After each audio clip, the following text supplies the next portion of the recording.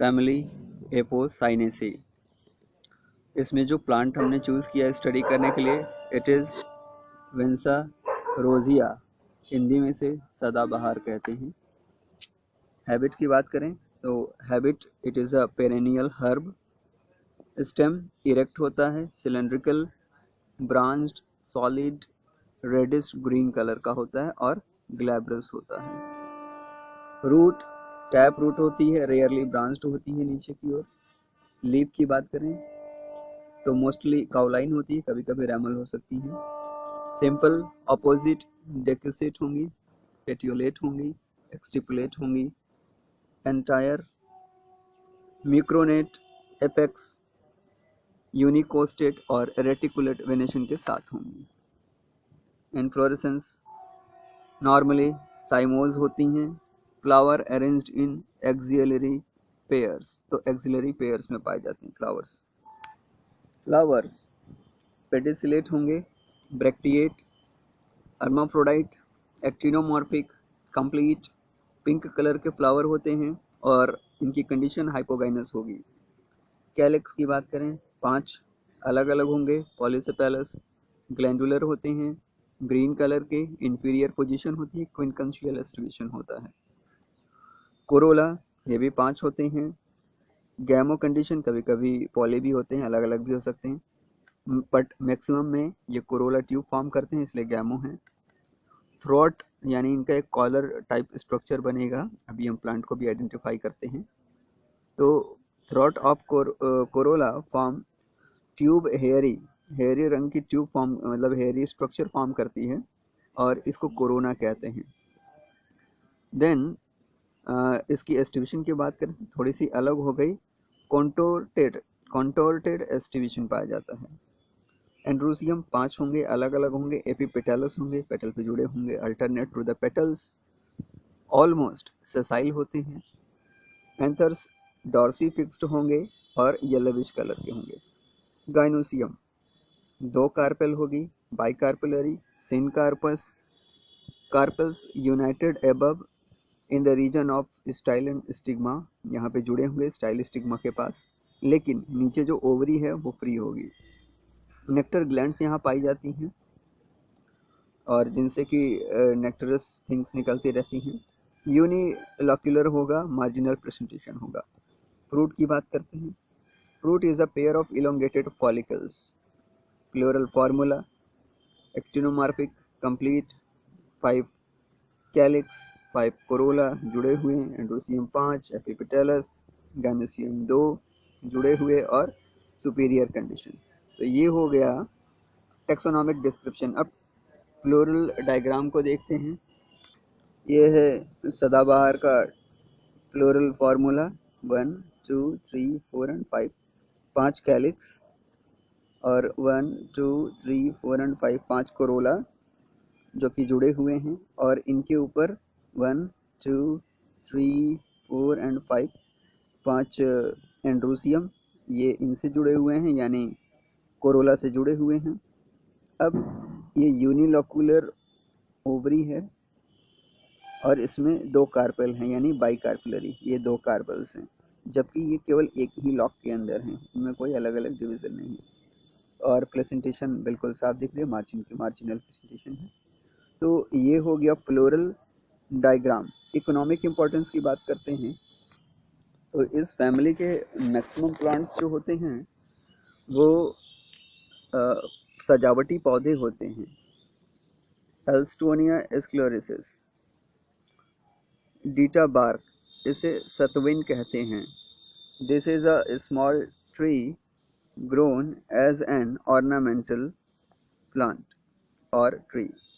It's wood is quite light and used for carvings.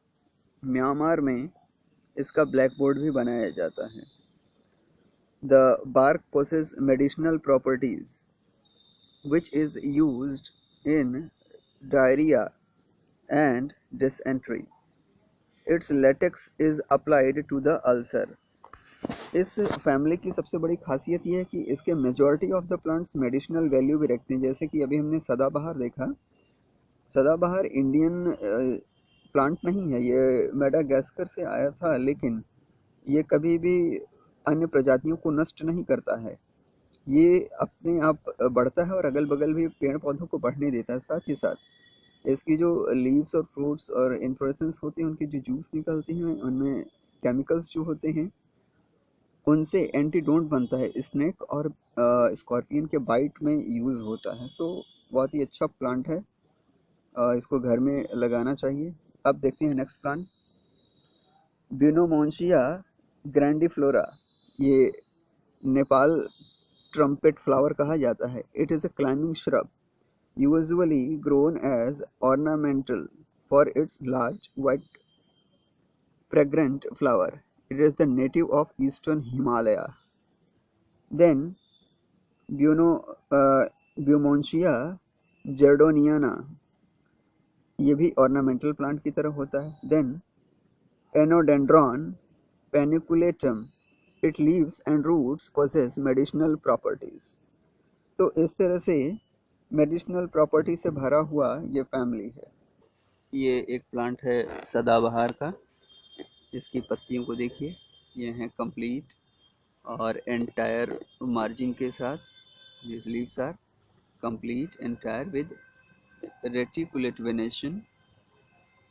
Flowers axillary हैं और गुच्छे में निकल रहे हैं, पेयर में अक्सर निकलते हैं।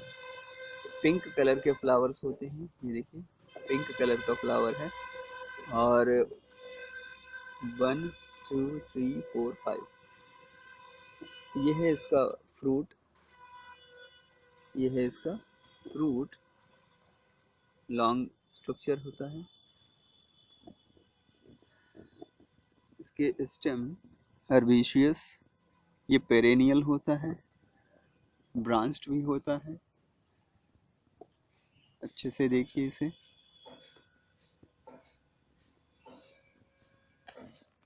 ये एक फ्लावर है सदाबहार यानी विंसा रोजिया का।